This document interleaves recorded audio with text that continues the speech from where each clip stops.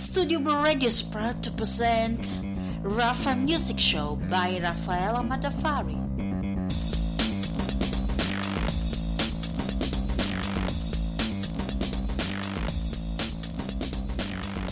Check the microphone!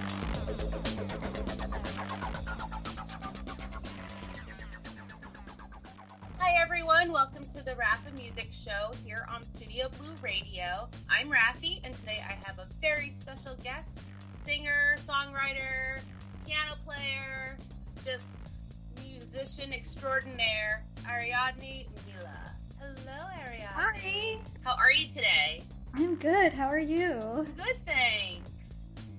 So you're in Texas, huh? I am. I'm in Austin. I am technically in Pflugerville, but I still say Austin because it's an easier point of reference.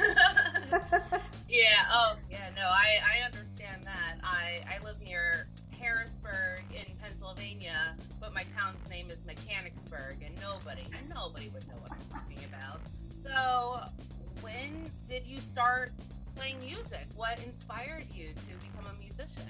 Yeah, so I did the piano lessons as a kid. I feel like that's everybody's starting point. That was my starting point. Writing music, I think I'd always loved lyrics, and so even as a studying classical piano, I always was more drawn to like pop music and music with lyrics. When Avril Lavigne came out with "Complicated," and I found out that she wrote her own songs, I was like, oh my god, I want to be like that. And so that was how it started. And so I think I was 10 at the time, so I started writing, trying to kind of copy her and write songs, and I definitely had the acoustic coffee shop sound going on for a lot of my earlier stuff. And so that was how it started. I would write songs about being cheated on, and I hadn't even had a boyfriend yet, because I was literally 12. Right. But yeah, and then I think I was maybe 16. I had my first real actual heartbreak at that age. And so then I was like, my song actually sounds like I've got some inspiration to draw from. And that was when I wrote, I think, the first song that I was actually happy with, that I wasn't if I read back on it, I don't cringe quite so much. So That's awesome. So you do have some stuff on Spotify on a different account, and I do. Those seem to those were out in 2019. Yeah. Were those made previously and then just uploaded then, or did you work on all those songs that year?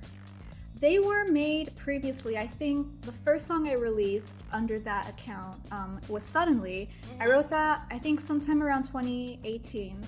And that was kind of, I like to think of it as the test run for releasing all my music, because I was still kind of trying to figure things out and figure out what my sound was. Kind of looking back on the sound that I was going for then, it almost feels a little bit it was kind of I had to get the Avril out of my system before I really kind of figured out, what do I want to sound like, without trying to emulate anybody. So I wrote those. There's a couple on there that I wrote back in 2014, and so they're definitely older songs, pre-COVID songs. Pre-COVID songs, yes. So you had mentioned having that kind of coffee shop vibe. Did you have the opportunity to play in any open mics or coffee shops? Yeah, I did. I did some open mics around town, some coffee shops. I used to do this thing at my high school called Java Night, and so everybody would just kind of go and bring their guitar. And then I had some gigs at some local venues around Austin. I was actually going to play at a couple venues before South by Southwest. And I think when all of that got shut down and South by got canceled, it was kind of a weird thing because I was bummed, of course, but then it also, when I think back on it, it's kind of maybe I needed that, because I feel had we kind of kept going and the world hadn't changed, I would probably still be kind of doing the same things as I was. And so I feel the lockdown and not being able to perform kind of forced me to evaluate like what I wanted my sound to be, and like it really got me. I started listening to all these different artists that like I'd never discovered previously. Like I spent so much time just finding new artists and kind of finding what I liked. So it was kind of cool that it worked out that way. Yeah, absolutely. What would you say would be the differences between your earlier stuff and then, you know, the stuff you're putting out now? Yeah, I think definitely, you know, the vibe, it's less acoustic. Not that I wouldn't ever go back to that. I think that's always going to be kind of like my baby. Right. You know, I love like performing and stuff. I love like the stripped down performances with just like a piano. It feels a lot more intimate that way. And I really like that. I think the main differences are kind of the sound. I think I spent a lot of time focusing on my lyric writing too. I met with this songwriter, met virtually because this was during lockdown. His name was Benjamin Samama, and I remember he wrote an article on songwriting and he had an email address, and I was like, you know what, it's a shot in the dark, but let me see if he's got some time to answer some questions. So I sent him an email and he responded the next day, and we got to talking about songwriting and just kind of some things I can do to grow. And he was like, you know, one of the things that I feel like songwriters need to spend more time on is not being so on the nose. Like instead of saying I love you, you know, 3 words, 8 letters, like that sort of thing where like you know what they're talking about, you trust the audience to kind of understand what you're saying, but you're saying it in a bit more of a creative way. And so that was one of the things during lockdown, kind of focusing on how do I say a message that's really simple and universal and that's been said a million times, but how can I say it differently this time? So yeah. Awesome. Hey everyone, thanks for listening to the Raffa Music Show here on Studio Blue Radio. Up next we have the song La Mia Realtà by Mitume. Enjoy.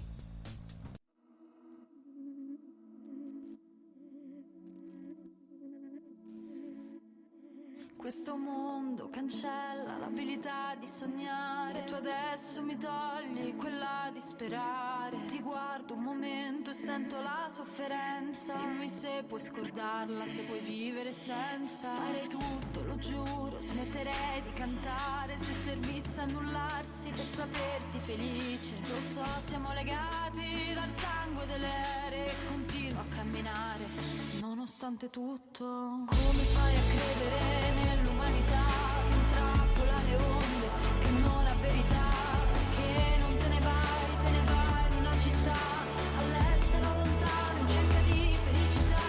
Sei giovane, tu devi andare all'università, potresti far di tutto con le tue capacità. La musica non è un mio film ed è la mia realtà, è solo il mio bisogno che non sbiadirà. Quando sei sdraiato ti carezzo i capelli, ritorna l'amore e i ricordi più belli. Fissi il pavimento girando la stanza, ti guardo parlare ma non è abbastanza, perché le parole uniscono lentamente i nostri momenti. La notte si parla sempre dei problemi della vita, cerchiamo di aiutarci nonostante il dolore non riesca a placarsi. Come fai a credere nell'umanità che intrappola le onde, che non ha verità, perché non te ne vai in una città all'estero lontano in cerca di felicità. Sei giovane, tu devi andare all'università, potresti far di tutto con le tue capacità. La musica non è un mio film ed è la mia realtà, è solo il mio bisogno che mi dispiace, ammetto, non sono perfetta, potevo avere tutto e entrare nella setta delle persone bene in giacca e cravatta, che contano i soldi illuse e distratte. Ho scelto una strada, quella accidentata, che a te sembra inferno ed io chiamo vita. E se questa è la condanna io l'abbraccio, e come una droga scorre sotto il braccio.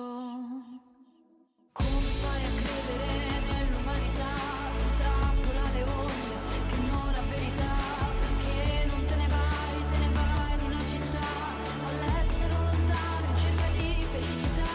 Sei giovane, tu devi andare all'università,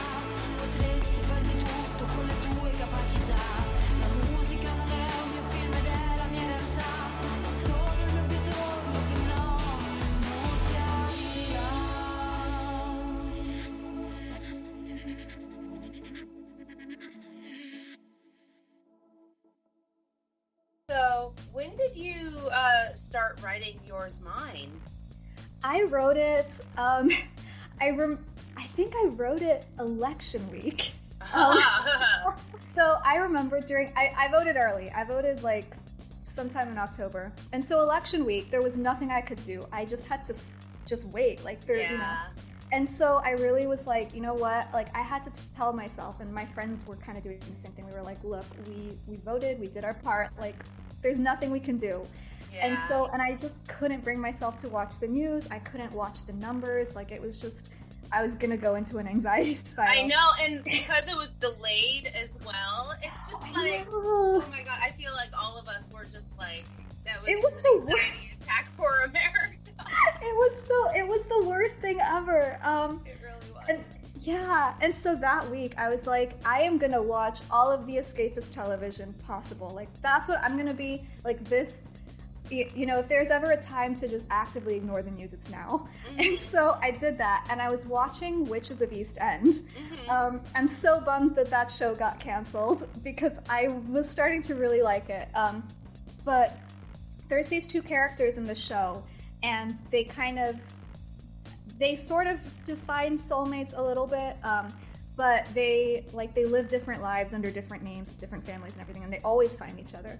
And so when I wrote Yours Mine, I was thinking of that concept of soulmates and like kind of the questions that you ponder where it's like, you know, if we lived different lives, if we weren't the same people, would we still find each other? Like if we had different personalities, like is there really such thing as like two people that are just like magnetic and no matter the circumstances? And so that was kind of how I started writing it. So I wrote it, I think the voice memo is like November 7th when I did the really rough recording of it. And then from there, I just kind of recorded the vocals at home around Christmas time, and then the tracks started coming together, and then it became a song, and now it's here. Yeah, released on April 2nd. Yeah. That's so cool. How did it feel to hear that song, you know, just the final production of it when it's, you know, like you said, so different from what you've released before? Yeah, it was really cool. I definitely I played it midnight when it came out, and I was like, oh my god, this is actually a thing. But yeah, it's really exciting. I think there were a few things that I really wanted to make sure I did releasing this, which was like, you know, with my old stuff, I think there were some moments where I kind of wish I had listened to my gut feeling a little bit more and been like, you know, in hindsight, I would have maybe slowed down, or I would have done this again, or I would have done it differently. And I'm definitely proud of my older stuff, but I think it was kind of also taking in those lessons learned and those, you know, experiences. And so with this, there were a lot of moments where I really wanted to rush, and I wanted to just be like, yeah, we're done. Like, that's it. Especially going back and forth, tweaking like really minor things. And so, but I'm glad I took my time. So it was really rewarding hearing it, because it was just like, it was an exercise in patience. And I feel like I was talking about this with one of my friends. Her name's Lauren Patton. She's a really great songwriter as well. And we were like, you know, it's so crazy that music and this whole journey, it feels a lot like you're learning all these life lessons just because of the nature of it. Like, you're really learning to pace yourself and like be patient. And that was one of the things that for me, I really wanted to make a point to do, was like, I don't want to rush this release. I know that it's, you know, you kind of want to get that instant gratification of like,